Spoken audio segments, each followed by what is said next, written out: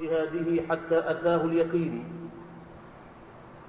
فصلوات الله وسلامه عليه وعلى آله وأصحابه ومن تبعهم بإحسان إلى يوم الدين. أما بعد، فإن أصدق الحديث كتاب الله تعالى، وخير الهدي هدي محمد صلى الله عليه وسلم، وشر الأمور محدثاتها، وكل محدثة بدعة، وكل بدعة ضلالة، وكل ضلالة في النار. اللهم إنا نعوذ بك من عذاب النار. Kabla ya kuendelea katika darasa iliyopita ya ahkamu janaiz, nilitaja ya kwamba Imam an-Nawawi amekuwa na tabia ya anapoona haki ni kuangalia kwenye yale madhehebu yaliyokamatana na mwendo wa Mtume na Qur'an. Lakini kwa hapa kwenye ahkamu janaiz ni yeye aliyosema maneno haya yaliyohusu kwenda kimya na jeneza, ndiyo jambo lililo sawa sana. Halafu nikasema kwa makosa kwamba Imamu Nawawi tena amesema vile vile wakati alipoangalia mlango wa maji kwamba wadattu law anna madhhab ash-Shafi'i ka madhhab Malik fil miyah. Maneno yale si ya Imamu Nawawi bali ni Imamu al-Ghazali, lakini hawa wote ni watu wanaofuata madhehebu ya Imamu Shafi'i. Kule katika mlango wa maji alikuwa ni Imamu al-Ghazali kama ilivyokuja katika fiqh sunna, na si Imamu Nawawi. Hapa kwenye habari ya janaiza ni yeye Imamu Nawawi kama tunavyoona anavyosema, lakini katika mlango wa maji ni Imamu al-Ghazali ndiye aliyosema wadattu law anna madhhab ash-Shafi'i fil miyah kana kama madhhab Malik. Tungali tunaendelea katika mlango hamlul janaza, kuchukua jeneza na namna ya sheria kuhusu kwenda nalo jeneza, hamlul janazati wa ittibaiha, kuhusu jambo la kuchukua jeneza na kulifuata vile vile. Tumekuwa tukisoma hadithi ya mwanzo inayotoa dalili ya kifungu chetu hichi nambari 49, tuliposema wayajibu al-isra'u fi as-sayri biha, na ni wajibu kufanya haraka katika kwenda nalo hilo jeneza. Sairan, mwendo uwe ni wa kuchapuka, lakini duna ramal, chini ya kukimbia kwa matiti kama kutrot. Isiwe ni kwenda mbio bali kukazana. Tukasema wa fi dhalika ahadithun, na katika jambo hili la kukazana haraka na jeneza kuna hadithi nyingi. Tukaisoma hadithi ya mwanzo na sasa tunaondokea athani katika kurasa nambari 72 juu kabisa. Athani, hadithi ya pili inayoonyesha dalili ya kufanya haraka wakati wa kwenda na jeneza, na ni makosa kisheria kwenda nalo kwa mwendo mdogo mdogo, ni kauli ya Mtume isemayo idha wudi'atil janazatu, wakati litakapowekwa jeneza, wahtamalaha ar-rijalu, na wakalibeba wanaume, ala a'naqihim, juu ya shingo zao, kwamba ndo walipeleka kuzikwa maiti yule.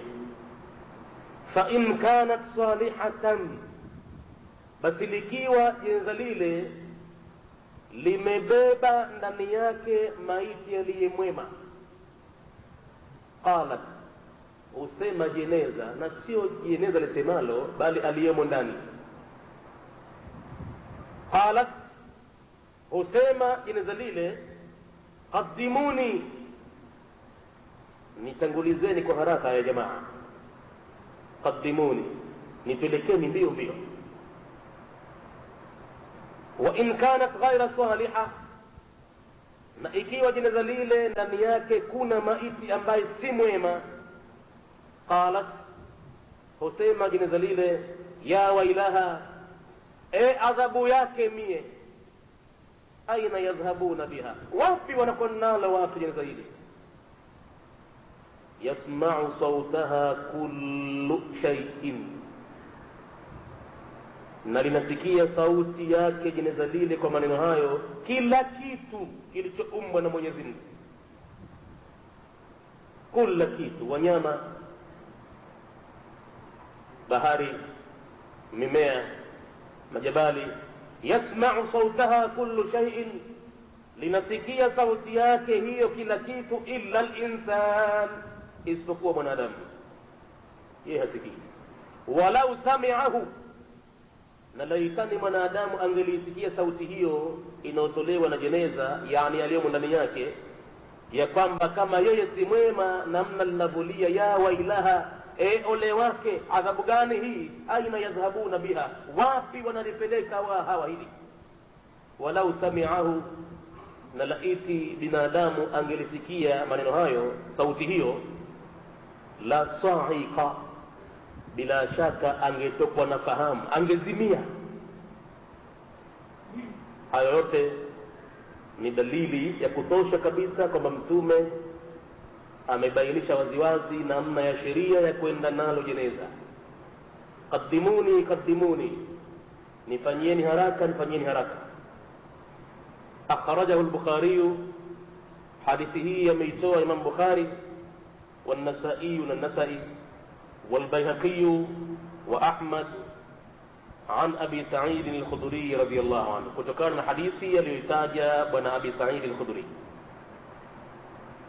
Waziyadatani, na maneno yaliyozidi mara mbili katika hadithi hii, zote ziada hizo linasai, zimepokelewa na Imam Nasai.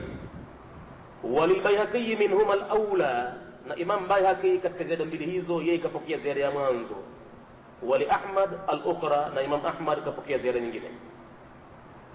Wayushhidu liziyadati al-ula, na inatolea ushahidi ziada ya mwanzo hadithu Abi Huraira, hadithi nyingine ya Abi Huraira, annahu qala, ya kwamba yeye Abi Huraira alisema, hina hadarahu al-maut, wakati alipomhudhuria mauti, alipokuwa katika sakaratul maut, Abi Huraira alisema, la tadribu alayya fustatan, wakati waislamu mnapeleka jeneza langu kaburini, msipige juu yangu kwato za viatu wala mdundo wowote, ngoma wala makofi, nendeni kawaida tu. Wala tattabi'uni bimajmar, na wala msinifuate mimi jeneza langu na chochote cha kufukiza, ikiwa ubani au udi au moto wote si wake mbele yangu. Wa asri'u bi, na mfanye haraka wakati mnakwenda nalo, msende kwa mwendo wa kuyonga yonga kwa mapozi. Fa inni, nasema hivyo kwa sababu mimi, sami'tu Rasulullah sallallahu alayhi wasallam yaqul, nilimsikia mjumbe wa Mwenyezi Mungu anasema, idha wudi'a ar-rajulu as-salihu ala saririhi, pindi atakapowekwa mtu mwema juu ya kitanda chake, jeneza lake, qala, husema mtu huyo, qaddimuni, fanyeni haraka jama, mnipeleke pahala pangu kapumzike. Alhadithu, hadithi hiyo, nahwahu, mfano wake imekuja duna qawlihi yasma'u sautuha, bila ya yale maneno yaliyokuwepo hadithi ya mwanzo ya kwamba husikia sauti yake. Maneno hayo hayakuwemo katika hadithi ya Abi Huraira, lakini imekuja kama hivyo. Akhrajahu an-Nasa'i wa Ibn Hibban fi sahihihi, hadithi hii ya Abi Huraira ameitoa Imam an-Nasa'i na Ibn Hibban katika sahihi yake. Wal Bayhaqi wa Tayalis, na pia Imam Bayhaqi na Tayalis wa Ahmad bi isnadin sahihin ala sharti Muslim, kwa mategemezi yaliyo sahihi juu ya sharti aliyoitaja Imam Muslim. Athalith, hadithi ya tatu katika hadithi zenye kutoa dalili himizo la Mtume la kwenda nalo jeneza kwa mwendo wa haraka, lakini bila ya kukimbia mbio. Hadithi ya tatu عن عبد الرحمن بن جوشن قال kutokana na Abdurrahmani bin Jawshan amesema kuntu fi janazatin, nilikuwa mimi siku moja katika jeneza la bwana Abdurrahmani ibn Samura. kuntu fi janazati Abdurrahman ibn Samura faja'ala Ziyad wa rijalun min mawalihi, basi akawa anajalia bwana Ziyad na watu wengine katika mawalihi, katika watu wake au katika huru wake, labda walikuwa ni watumwa wake kawacha huru. Wakawa watu hawa yamshuna ala aqabihim, wanakwenda na jeneza lile, lakini wanakwenda juu ya visigino vyao.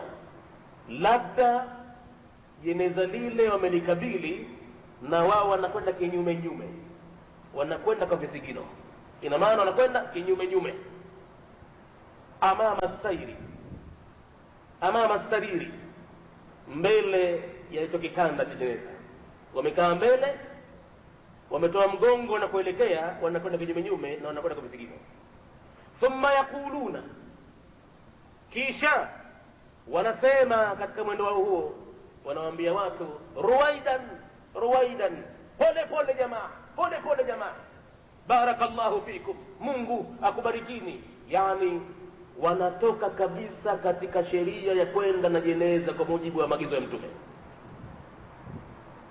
Anasema bwana Abdurrahman bin Jawshan, siku moja mimi nilikuwa katika jeneza la bwana Abdurrahman bin Samura, akawa bwana Ziyadi na watu wengine katika huru wake wanakwenda juu ya visigino vyao mbele ya kitanda cha jeneza. Thumma yakuluna, kisha wanasema, wanatoa amri kuwaambia watu wengine waliobeba na wanaoshindikiza, ruwaidan ruwaidan, pole pole pole pole, barakallahu fikum, Mwenyezi Mungu akubarikini kwa mwendo wenu huo. Wanasema falahiqahum Abu Bakrata, pale pale akatokezea sahaba wa Mtume aitwaye bwana Abu Bakrata, sio Abi Bakr as-Siddiq, Abu Bakrata huyu mwingine, huyu aliyewahi siku moja kurukuu nyuma ya safu za sala, halafu baadaye ndo akenda katika safu ya sala. Mtume alimwambia zadakallahu hisan, kwa hakika pupa yako ya kukimbilia mambo ya kheri Mungu akuzidishie, lakini jambo hili wala taud, usirejee tena mara ya pili. Idha ataitum salata fa alaikum bisakina, mtapokwenda katika swala bwana, nendeni mwendo pole pole, taratibu, kwa wikaru na utulivu mkubwa mno.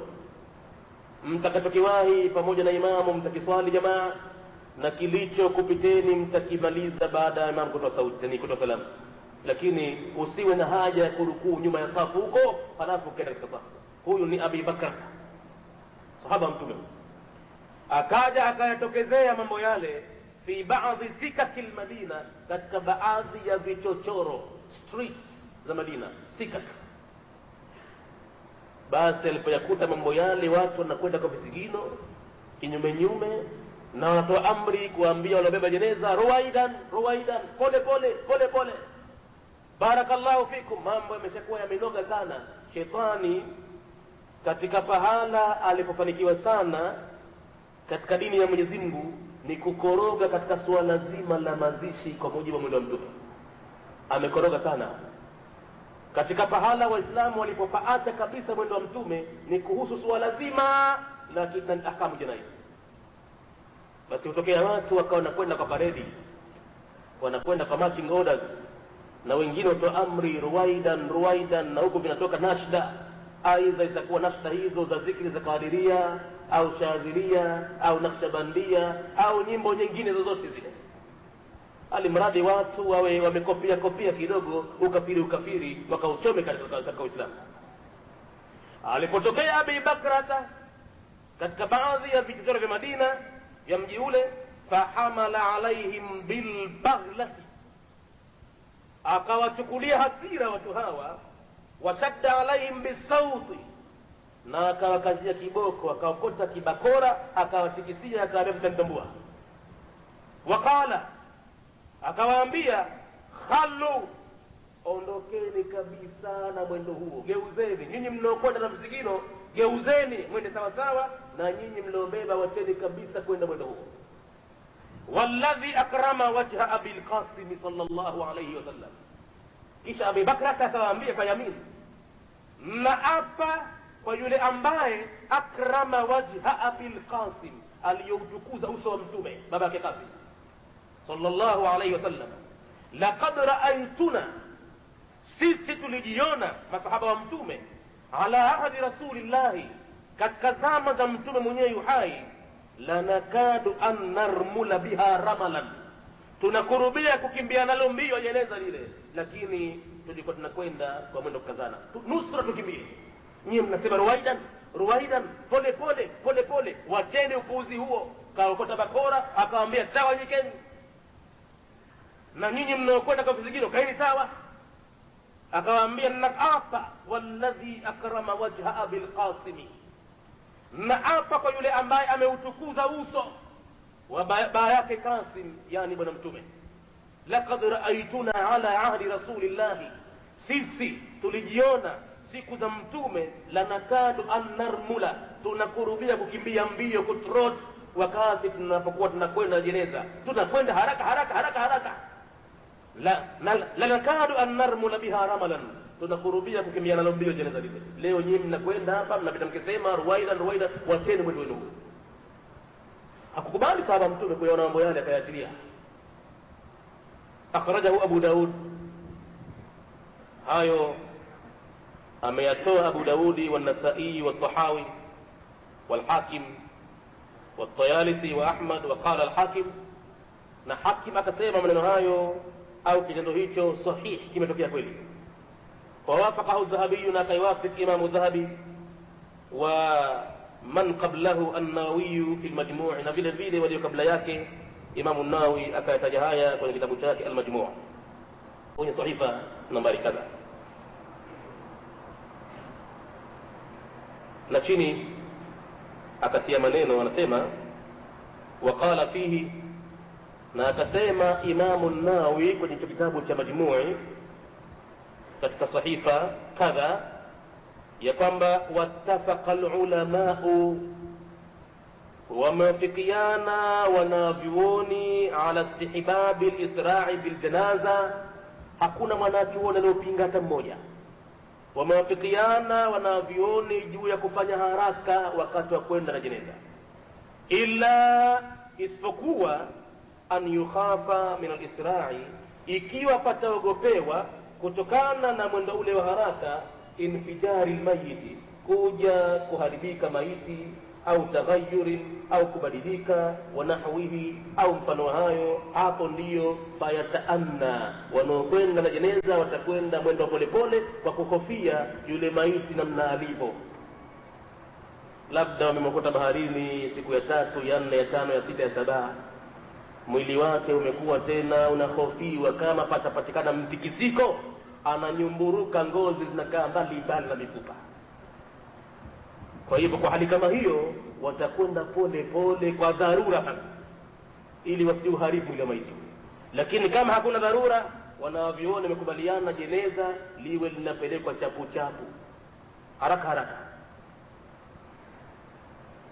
Qultu, akasema Albani katika maneno ya chini kabisa kitabu ukurasa 73, anasema dhahirul amr, na dhahiri ya amri ya mtume kuhusu kwenda na jeneza haraka haraka, alwujub, dhahiri ya amri hiyo inaonyesha kwamba ni wajibu. Cheti watu wafanye hivyo ndivyo watapata thawabu, na wakitafanya hivyo watapata dhambi, ndio maana ya wajibu. Wa bihi qala Ibn Hazm, na kuhusu kwamba ni wajibu hivyo hivyo amesema Ibn Hazm, wala mnajid dalilan, na wala hatukukuta dalili yoyote ya kiusulul fiqhi yasrifuhu ila al-istihbabi, ya kuliondosha jambo hili kulitoa kwenye wajibu likalipeleka katika kupendekeza. Halijapelekwa na dalili yote, linabaki kwamba kwenda na jeneza haraka haraka ni jambo la wajibu, kwa sababu walam najid dalilan, hatujaipata dalili yoyote yasrifuhu, ya kuondosha jambo hilo kwamba si wajibu, ila al-istihbabi, likalipeleka katika jambo la sunna ya kupendezesha tu. fawaqafna indahu, basi sisi, anasema Albani, tunasimama mbele ya kwamba kwenda na jeneza kwa haraka ni wajibu. وقال ابن القيم في زاد المعاد, na akasema mwanachuoni Ibn al-Qayyim ndani ya kitabu chake alichokiita Zad al-Maadi, akasema hivi: wa amma dabibu nnasi al-yawma, ama ule mchakato wa mwendo wa watu siku za leo wanapokwenda pole pole wanapokata jeneza, kama inavyoonekana, khutwatan, hatua moja moja. Anasema Ibn al-Qayyim, fabid'atun makruhatun, kwenda nalo jeneza mwendo ule ni uzushi katika dini, uchukizao.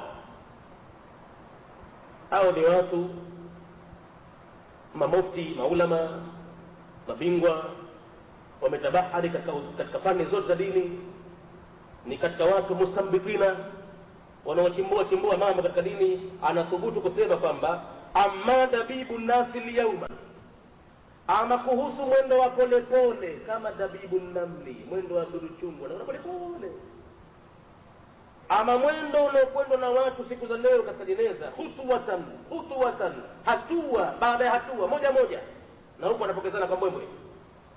Anasema jambo hilo Ibn Qayyim, fabid'atun makruhatun, ni uzushi utukizao katika dini, mukhalifatun lisunna, umekwenda kinyume kabisa na mwendo wa mtume katika sheria ya kwenda na jeneza, wa mutadhamminatun, na mwenendo huo umedhaminia litashabbuhi bi ahli alkitabi alyahudi, kujishabihisha watu na wale waliopo kitabu kabla ya Waislamu, yani Mayahudi. Wao ndivyo wanavyokwenda na majeneza yao, hivyo basi Waislamu wamekopia jambo hilo kwa Mayahudi.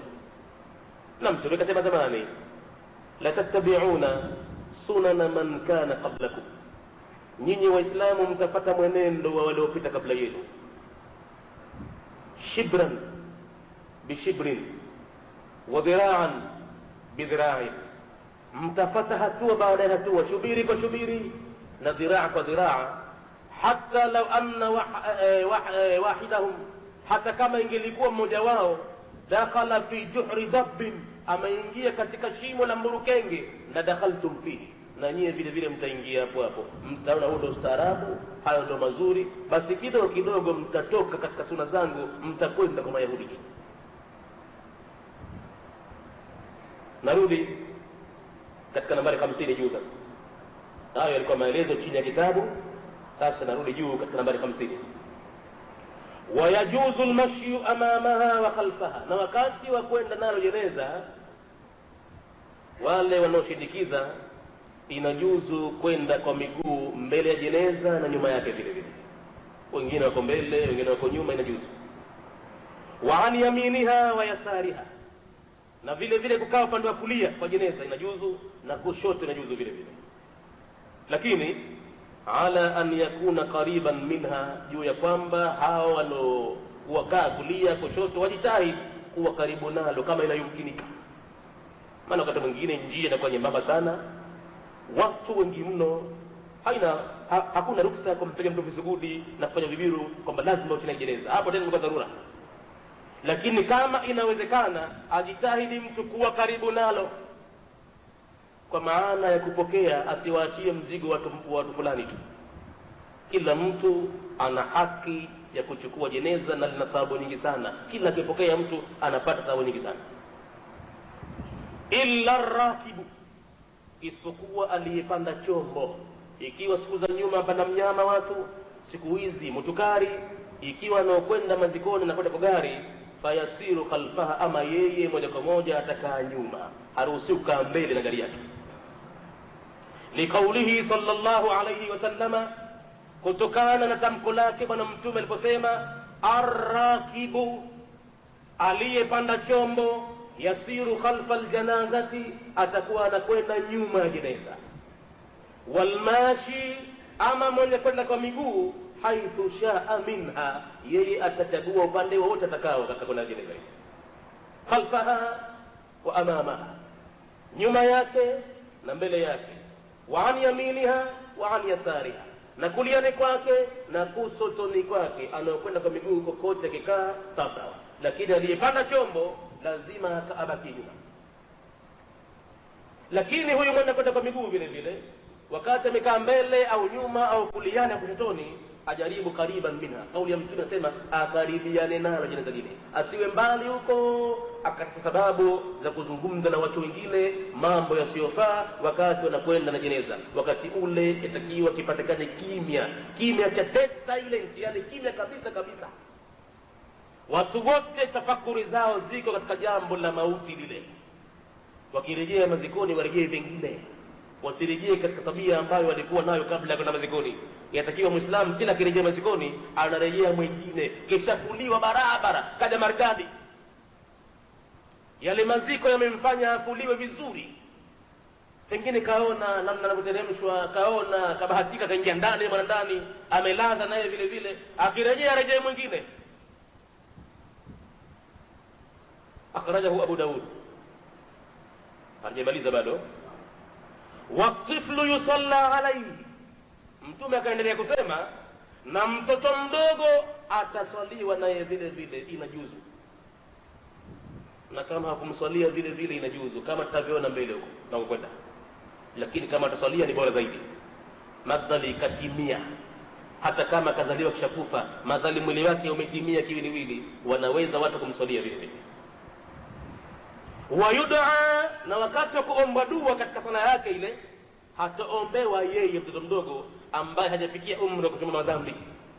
Hawatasema wenye kumsalia maiti Allahumma ighfir lahu warhamhu, hapana.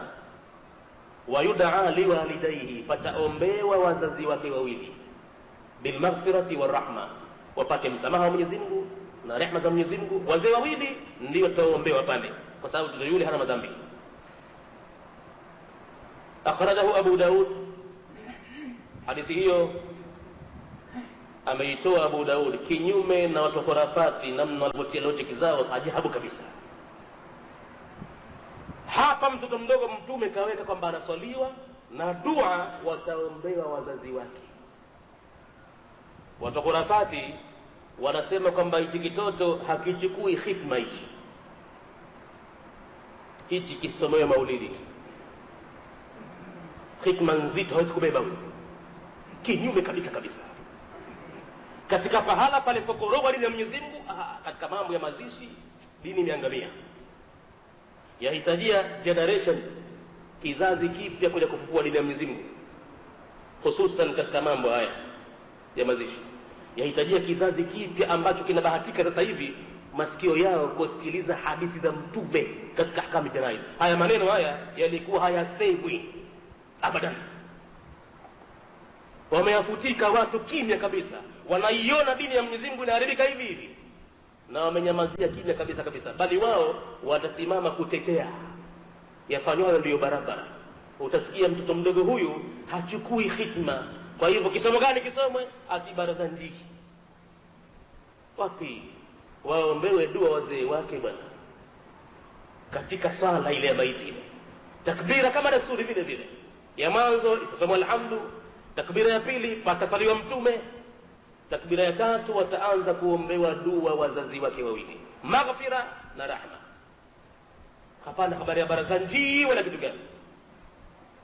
Akhrajahu Abu Daud والنسائي والترمذي وابن ماجه والطحاوي وابن حبان في صحيحه والبيهقي والطيالسي وأحمد من حديث المغيرة بن شعبة. وقال الترمذي، نأكسيما إمام الترمذي حديثه حديث حسن صحيح، لحديث زوري لن صحيح. وقال الحاكم، نأكسيما إمام حاكم صحيح على شرط البخاري، لحديث صحيح juu ya sharti aliyoweka Imam Bukhari. ووافقه الذهبي na kaiwafik Imam الذهبي وهو كما قال, nayo kuafiki kwenyewe kama walivyosema wawili wa mwanzo tangulia, yani Tirmidhi na Hakim. Wasiyaqu lin-Nasa'i, na mtiririko wa maneno kama walivyokuja hapa kwenye kitabu hichi ni mtiririko ambao kaupata Imam an-Nasa'i wa Ahmad fi riwayatin, katika riwaya nyingine.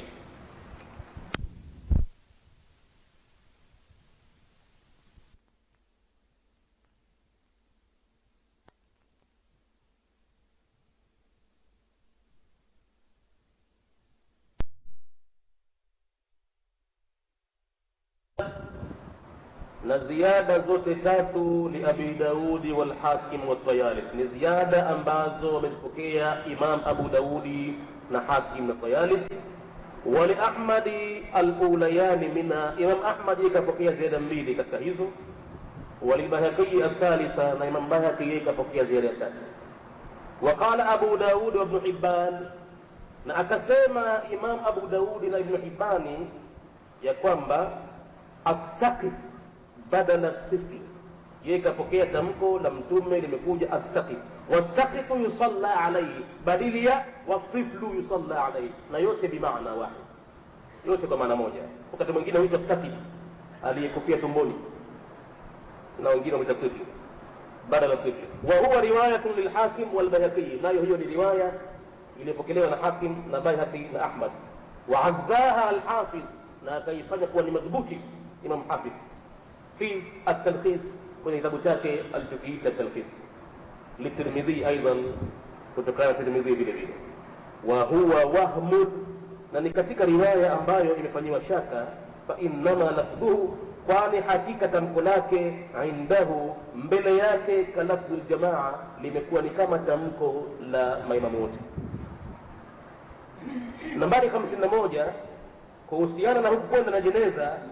Wa kullun min almashi amamaha wa khalfaha, na yote haya katika kwenda kwa miguu mbele ya jeneza na nyuma ya jeneza kwa mwenye kwenda kwa miguu, thabata an rasulillah, yamethibiti hayo kutoka kwa mtume kwamba kawahi kufanya hivyo sallallahu alaihi wasallam, fi'lan, kwa kitendo hasa, si kwa maneno.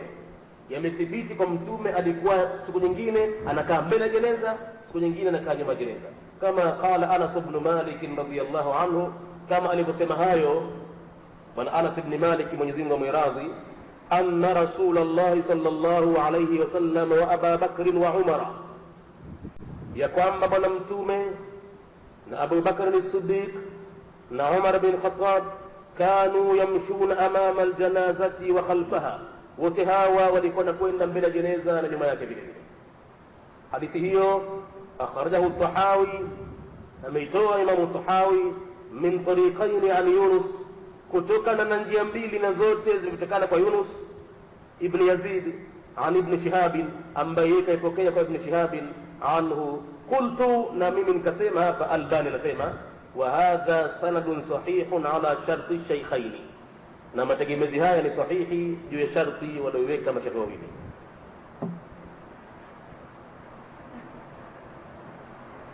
Anasema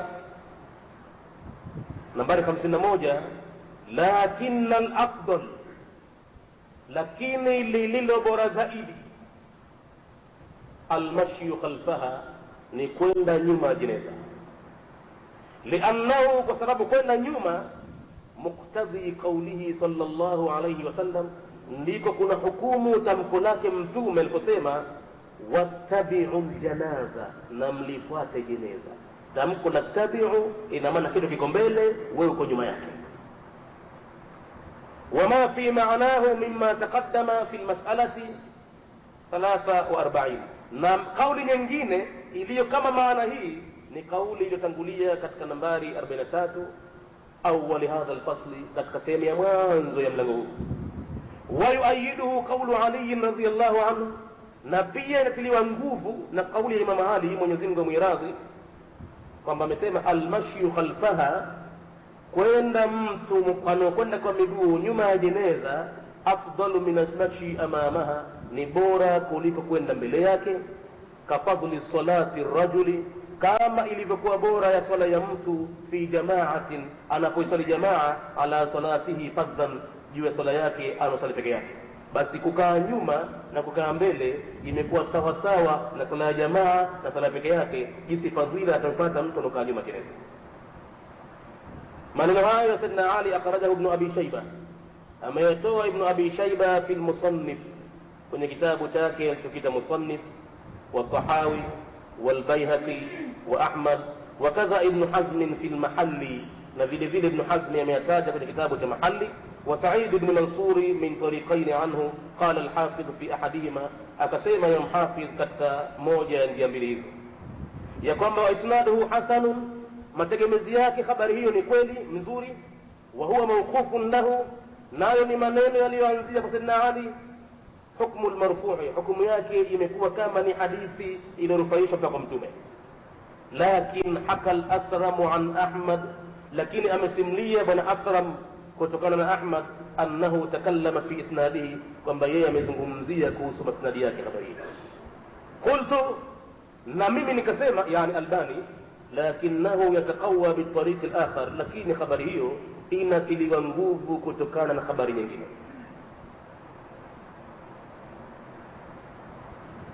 Anasema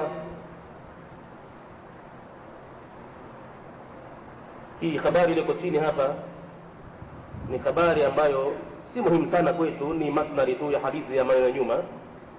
Kwa hivyo tunaweza kuiacha kwanza tukaendelea mbele na maneno yetu, kwa sababu itachukua muda kidogo na si habari muhimu sana kwetu, ni masnadi tu hayo maneno ya Sayyidina Ali hayo. Maulama kila Shaukani wanatoa tanbihi zao kama maneno hayo sahihi, si sahihi na hivi na hivi. Nambari 52, wayajuzu rukubi, na inajuzu vile vile kupanda chombo. Nani? Mwenye kushindikiza jeneza, na sio jeneza kuchukuliwa kwa motukari au rikwama. Habari ya jeneza kuchukuliwa kwa motukari au rikwama itakuja mbele kwamba ni makosa makubwa sana kidini, lakini tena ndio limeshatota jahazi, mambo shaharibika. Inapojuzu ni wale wanaoshindikiza jeneza, wao wanaweza kupanda kama mnyama au farasi au motukari au baskeli, wanaweza kukaa nyuma wao. Ama jeneza lenyewe kutiwa kwenye motukari au rikwama au chochote cha gari, hilo jambo limekwenda kinyume kabisa na mwendo wa mtume, na tutamshuhudia Albani anagombana sana na mwendo huo. Wayajuzu rukubu, na inajuzu kabisa kupanda chombo wanaoshindikiza jeneza, lakini bisharti an yasira waraha, kwa sharti anaoshindikiza kapanda chombo ende nyuma yake, kama tulivyosema nyuma. Liqaulihi sallallahu alayhi wasallama, kutokana na tamko lake bwana mtume kusema, arrakibu, mwenye kupanda chombo, yasiru khalfa janazati, yeye atakuwa anakwenda nyuma ya jeneza. Waqad madha dhalika bitamamihi, na hayo yamekwisha pita kwa ukamilifu wake fi mas'alati 50, katika masala 50 tulizungumza sana hayo. Lakin al-afdalu al-mashi, lakini hata huyu mwenye kushindikiza jeneza bora zaidi ni kwenda kwa miguu, hata yeye vile vile. Liannahu al-maw'udu anhu, kwa sababu jambo hilo ndilo lililokuwa katika zama za mtume sallallahu alaihi wasallam. Walam yarid, na wala haikuja dalili annahu rakiba ma'aha, ya kwamba mtume wakati wa kupeleka jeneza kaburini alipanda chombo.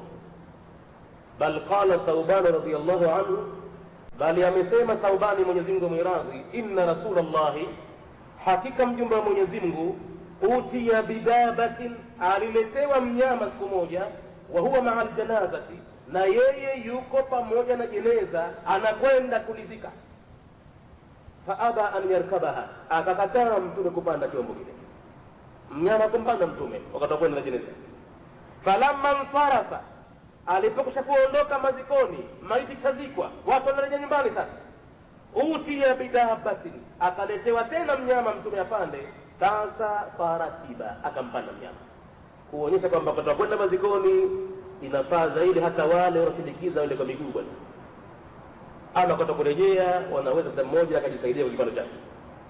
Faqila lahu, mtume hakuachwa, maana pale anakataa kupanda mnyama anaonekana, na mara ya pili akapanda anaonekana, watu wakamuuliza ili wapate faida. Faqila lahu, fakasema kuambiwa yeye, mbona mara ya mwanzo umekataa kupanda na sasa hivi unapanda? Faqala, mtume akasema, innal malaikata kanat tamshi, malaika wa Mungu, viumbe watahirifu, walikuwepo katika kushindikiza jeneza lile, wanakwenda kwa miguu.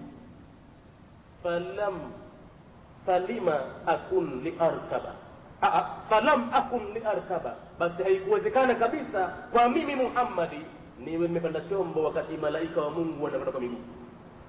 Wahum yamshuna, malaika wanakwenda miguu, mimi haiwezekani kabisa. Falamma dhahabu, walipokwenda zao malaika, maiti chazikwa, hapo ndio na mimi nikapata nafasi rakiki, nikapanda mnyama wangu. Akhrajahu Abu Daud, hadithi hii ameitoa Imam Abu Daud wal Hakim wal Bayhaqi, وقال الحاكم na akasema Hakim sahihun ala sharti shaykhaini, ni hadith sahihi juu ya sharti walioweka mashaka wawili. Wawafaqahu Dhahabi, na akaiwafiq Imam Dhahabi, wa huwa kama qala, nayo kama alivyosema mashaka wawili.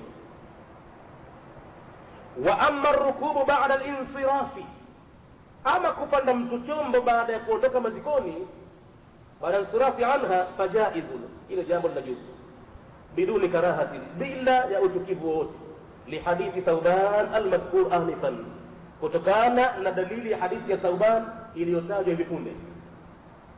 Wa mithluhu, na mfano hadithi hiyo hadithu Jabir ibn Samura, ni hadithi ya Jabir ibn Samura radiyallahu anhu, qala, amesema صلى رسول الله صلى الله عليه وسلم على ابن الدحداح, mtume alisalia maiti ya bwana ibn الدحداح siku moja.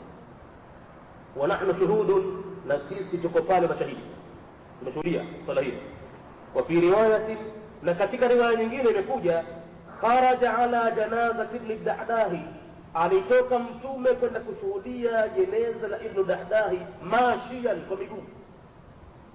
Thumma utiya bifarasi, kisha mtume akaletewa farasi uriyun, fa'aqalahu rajulun farakibahu, farasi huyo akamning'iniza mtu mmoja na akampanda hina nsarafa, lakini wakati alipokwisha kuondoka mazikoni. Faja'ala yatawaqqasu bihi, ikawa ile farasi anaruka vibaya. Yatawaqqas ay yafubbu wa yuqaribu al-khatu, mwendo wake ikawa anachupa sana, hatua zake pole hapo hapo. Wa nahnu natba'uhu nas'a khalfahu, na sisi tunamfuata mtume nyuma yake, tunafanya haraka kumfuatia mtume. Hayo mtume aliyafanya wakati wa kurejea mazikoni, alipewa mnyama akapanda vile vile. Wa fi riwayatin, na katika riwaya nyingine imekuja nahnu khalfahu, ya nas'a khalfahu au hawlahu, tunakwenda pembezoni mwake. Qala, anasema mwenye kusimulia hadithi hii, faqala rajulun min alqawmi, akasema mtu mmoja katika watu wale, inna an-nabiyya sallallahu alayhi wasallam qala, mtume Mwenyezi Mungu amesema, kam min 'azqin mu'allaqin, vingapi vilivyokuwa vizuri venye kuning'inizwa, au mudla fil jannati, au vinaelekezewa peponi, li ibn الدحداح, kwa huyu maiti mzika hapa ibn الدحداح. Yani mtume amesifu sana tabia na uchamungu wa ibn الدحداح, anamthibitishia aljanna manani.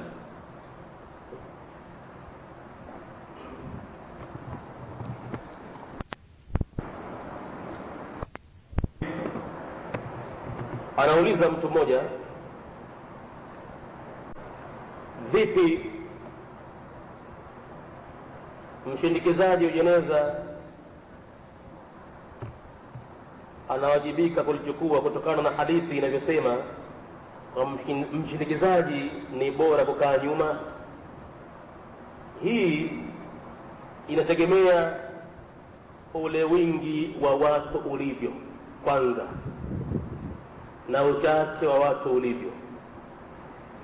Na itakapokuwa wingi wa watu ni mwingi sana, si lazim mtu achukue mara kwa mara. Akipata kutabaruk mara moja mara mbili, basi atabaki nyuma. Lakini kama watu ni wachache kidogo tu, inabidi kuwa nao pamoja, kupokezana, akichoka huyu achukue huyu, akichoka huyu. Na ndiyo maana tukasema ya kwamba inajuzu kwa wenye kwenda kwa miguu kukaa pembe zote nne, kutokana na hali ilivyo. Hii itategemea uchache wa watu na wingi wa watu. Inajuzu kukaa mbele na inajuzu kukaa nyuma, inajuzu kukaa kulia na inajuzu kukaa kushoto vile vile. Iliyo bora zaidi ni kukaa nyuma, na hayo yote yategemea watu. Lakini pamoja na hayo ya kujuzu, imekuja kauli ya mtume ya kwamba awe karibu nalo, kwa maana ya kulipokea. Kauli hiyo msikasahau. Kuhusu vipi atawajibika kupokea, ni kwamba awe karibu nalo. na kuwa karibu nalo vile vile kutategemea wingi wa watu ulivyo. Kuna baadhi ya wakati huwezi kupata nafasi ya kukaa karibu nalo, wala hulioni kabisa jeneza, unabaki nyuma kabisa hulioni, na wala huna haja ya kupiga watu vikumbo na visugudi kwamba lazima ukapate kuchukua. Hakuna haja hiyo. Kwa hivyo kuchukua wajibu wake kwa pale pale, lakini hayo itategemea nafasi aliyoipata na vile vile. Ndio maana ikasemwa ni bora kubakia nyuma kuliko kukaa mbele, kwa sababu Mtume alikuwa katamka maneno ya kwamba kukaa nyuma ni bora zaidi. Haya, naziwache hizi riwaya hapa, akhrajahu na riwaya na hivi, naingia nambari 54. Hizo riwaya za kawaida na sasa kila mara ni masdari tu ya hadithi. Nambari 54 sasa naingia katika wa amma hamlul janazati ala arabatin, ama kuhusu jambo la kuchukua jeneza juu ya rikwama au sayaratin au mutukari, kama tukanyavyo kila siku. Sayaratin mukhassasatin, mutukari iliyokhusishwa special kwamba hii ni ya kuchukua mazishi liljanaiz. Wa tashyi'i almushayyi'ina laha, na kushindikiza washindikizaji jeneza hilo, wahum, na wao washindikizaji vile vile, fi sayarati, wamejipanga mkururo kwenye mutukari hao wako na mazikoni. Fahadhihi surati, ama sura hii, la tushra'u albatta, haikuwekewa sheriani katika Uislamu hata kidogo, katu haipo, bali hii ni mila iliyorithiwa kwa Mayahudi. Wadhalika, na mnasema hayo liumurin, kwa mambo yafuatayo. Albani huyo, yeye ni mustambit, yeye ni mtu aliyetaharaji vizuri sana katika hadithi.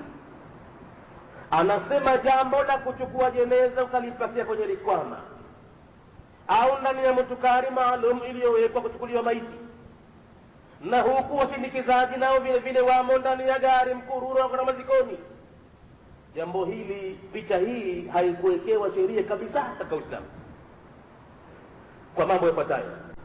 Al-awwalu, jambo la mwanzo, annaha min aadati al-kuffari, kwenda na jeneza mwendo huu ni kawaida ya makafiri. وقد تقرر في التشريعات في الشرعية وقد تقرر في الشريعة، na kwa hakika imethibiti ndani ya sheria ya Kiislamu, annahu la yajuzu taklidihim fiha, ya kwamba haifai kuwapata makafiri katika mwenendo huo.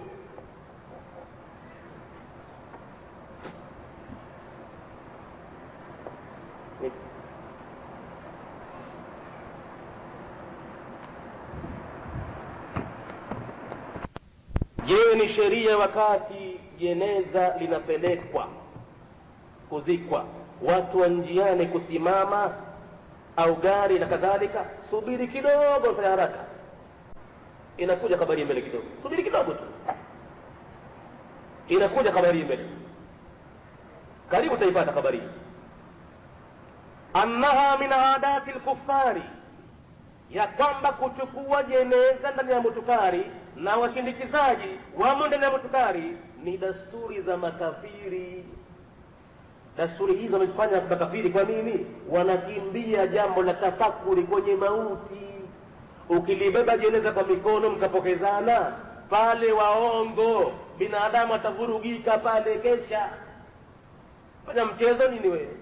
Kitanda kile yumo mtu ndani ambaye ulikuwa ukikaa naye ofisi moja, ukiswali naye safu moja kwenye swala, ukikaa naye deski moja skuli, ukikaa naye jirani nyumbani, umeshamtia kwenye kitanda kile, mnapokezana uongo.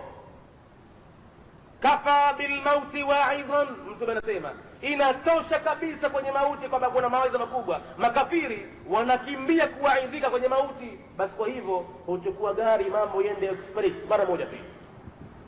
Bali kuna baadhi ya miji hao wanaohusika na maiti yule wanapiga simu tu bwana, wanakuja watu wanahusika tu, wao tahawendi, wanakuja watu pale, nyie kazi yenu imekwisha, wanachukua wao kumkosha, kumtengeneza, wanakwenda naye wao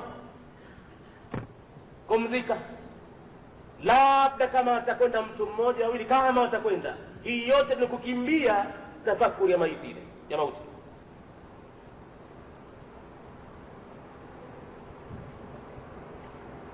Mtu anauliza suala lakini liko nje ya maudhui, kwa hivyo sitolijibu kwanza hili. Yale niliyojibu yako ndani ya maudhui. Niulize suala tutakapozungumza likiwa ndani ya maudhui nitajibu hapo hapo, lakini likiwa nje ya maudhui nitalikunja kunja nilitie kwenye kitabu. Anauliza, naomba kuuliza, huyu Abdul Qadir Jailani ni nani katika Uislamu? Nje ya maudhui.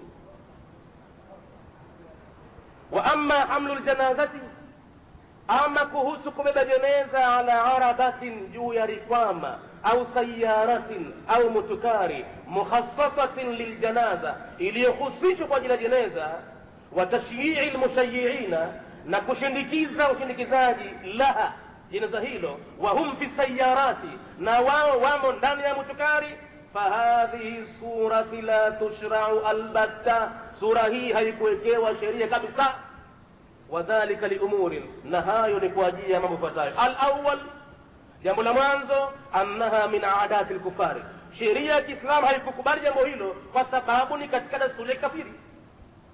Waqad taqarrara, na kwa hakika imethibiti, fi shariati, ndani ya sheria ya Kiislamu, annahu la yajuzu taklidihim fiha, ya kwamba haifai kuwafuata makafiri katika jambo la hila mazishi.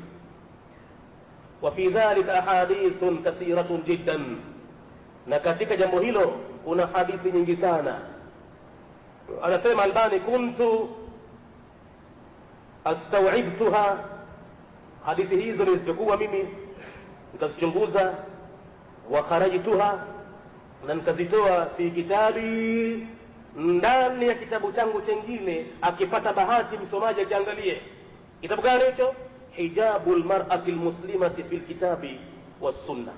Nimeandika kitabu kingine kuhusu hijab, vazi la mwanamke wa Kiislamu kwa mujibu wa Qur'ani na mwendo wa Mtume. Humo nimeeleza vile vile baadhiha fil amri, baadhi ya hadithi hizo zimehusiana na amri ya Mtume, wal hadhi, na himizo ala mukhalafatihim, juu ya kwamba Waislamu wanatakiwa kwenda kinyume nao makafiri, fi ibadatihim, katika ibada zao, wa azyaihim, na furaha zao, wa aadatihim, na dasturi zao.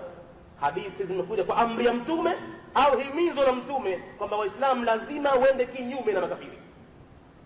Na ilivyokuwa makafiri wanachukua jeneza kwa mutukari, Waislamu wanatakiwa kwenda kinyume nao. Wa baadhiha, na baadhi ya hadithi hizo, min fi'lihi, ni kutokana na kitendo chake bwana Mtume sallallahu alaihi wasallama, fi mukhalafatihim fi dhalika, katika kuonyesha yeye mwenyewe namna gani anakwenda kinyume nao makafiri katika jambo hilo. Faman shaa itlaa, anasema Albani, mwenye kutaka kuchungulia alaiha, juu ya hadithi hizo, falyuraji ilaihi, na rejee kwenye kitabu changu hijabul mar'ati almuslima min alkitabi fi kitabi wa sunna. Athani, jambo la pili, hata ikawa sheria ya Kiislamu haikubainisha kabisa kwenda jeneza kwa mutukari, jambo la pili, annaha bid'atun fi ibada, kwenda na jeneza kwa mutukari ni uzushi ndani ya ibada. Maana yake kwenda na jeneza ni ibada, kwa hivyo unakuja uzushi ndani ya ibada. Ma muaradhatiha lisunna, pamoja na kuingilia kati kupinga mwendo wa Mtume. Al-amalia, mwendo wa Mtume wenyewe ni mwendo wa kitendo. Mtume katenda kwa vitendo maisha yake. Hajapatapo kupakia jeneza na ukakiu, ngamia walikuwepo, farasi walikuwepo, vyombo vya uchukuzi vilikuwepo, hajapatapo Mtume kuchukua jeneza ndani ya chombo hicho. Muaradhatiha, pamoja na kupinga kwake li sunna, mwendo wa Mtume, al-amalia, sunna ya kitendo, fi hamli aljanazati, katika jambo zima la kubeba jeneza. Wa kullu ma kana kadhalika min almuhdathat, na kila kitakachokezea kuhusu jambo hilo ni katika uzushi, fa huwa dhalalatun ittifaqan, basi uzushi pala pake ni upotevu tu kwa makubaliano ya Waislamu wote. Hakuna uzushi uliokuwa mzuri katika dini. Wa kullu ma kana kadhalika min almuhdathati fa huwa dhalalatun ittifaqan, na kila aliyokuwa katika uzushi ndani ya dini ya Kiislamu inakuwa ni upotevu biittifaqi, kwa maafikiano ya maulama wote. Athalithu, jambo la tatu la kutokufaa kuchukua jeneza na motukari, annaha tafutu alghayatu min hamliha wa tashyi'iha, ni kwamba jambo lile linapoteza lengo la kule watu kwenda mazikoni kulibeba jeneza na kushindikiza. Liko lengo maalum pale takiwa pale. Lengo gani hilo? Linikupotea. Wa hiya tadhakkur al-akhirah, lengo lenyewe ni kukumbuka akhirah. Linapotea kabisa. Watu wanakaa kitako kwenye mabasi mazuri luxury, tena yanawahiwa mabasi hayo kuingiliwa ndani yake na kutafuta mtu position nzuri kabisa kabla hata maisha hajasaliwa bado msikitini. Watu wanasalia jeneza hata wanakwenda kwenye motukari zimeshakaliwa zamani, na watu wanachagua hasa ipi nzuri zaidi, na huko mtu ana gazeti lake la Sunday News, Mzalendo na hivi, kesha kaa kwenye gazeti ati anakwenda mazikoni, anavuta na pepa, anaangalia pepa. Athubutu angalie gazeti wakati unakwenda mazikoni bwana, ikiwepo lile lengo la kufikiria habari ya mauti.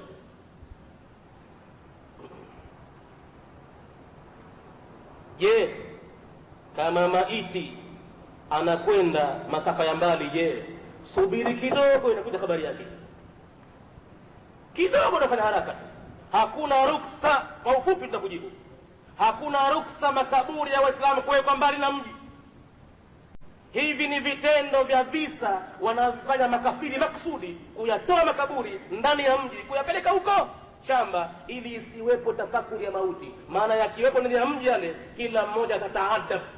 Hakuna ruksa ya kuweka makaburi mbali na mji. Kwa hivyo kaburi, jeneza liko pale pale kupelekwa kwa miguu, kwa sababu makaburi yako ndani ya mji. Lakini hayo yanakuja kwa urefu. Albani ataja kwa urefu na dalili nyingi. طيب الثالث, jambo la tatu, annaha tafutu alghaya, kwenda mazikoni mkimpakia maiti kwenye motukari, na wenyewe tunashiriki kwa motukari, kunapoteza lengo la kwenda mazikoni, min hamliha wa tashyi'iha, kutokana na kulibeba jeneza na kushindikiza. Wahia, na lengo lenyewe tadhakkurul akhirah, inapotea suala la kukumbuka akhirah kwa jambo la kufa mtu. Na lengo la kwenda mazikoni pale watu wote wakumbuke akhirah manake. Lakini wakati watu wanachagua gari gani nzuri ya kupanda, basi hakuna tena makumbusho akhirah. Wanaokwenda mazikoni wana mazungumzo yao mle, wanazungumza ikiwa ya mpira, ya siasa, ya biashara, alimradi watakuwa na mambo yao mbali kabisa na maiti yule. Kama wanasu ala dhalika, kama yalivyokuja kwa uwazi kabisa maelezo yake, kama nasu ala dhalika, kama alivyoeleza juu ya hayo Rasulullah sallallahu alayhi wasallam, mjumbe wa Mungu, fi hadithi almutaqaddim, katika hadithi ambayo imekwisha tangulia, fi awwali hadha alfasl, katika mwanzo wa mlango huu, bilafdhin, kwa tamko lifuatalo. Katamka mtume, wattabi'u aljanaiza, yafuateni majeneza waislamu, na faida yake tudhakirukumul akhirah, yatakukumbusheni akhirah. Kwanza natuache hapa, insha Allah basi ifuatayo tutakuja kuangalia haya maneno muhimu yaliyoko chini katika kurasa 76. Kuna maneno hapa kayataja ni muhimu sana kuhusiana na jambo hili la kwenda na jeneza ndani ya motukari. Wallahu a'lam. Insha Allah basi kesho itakuwa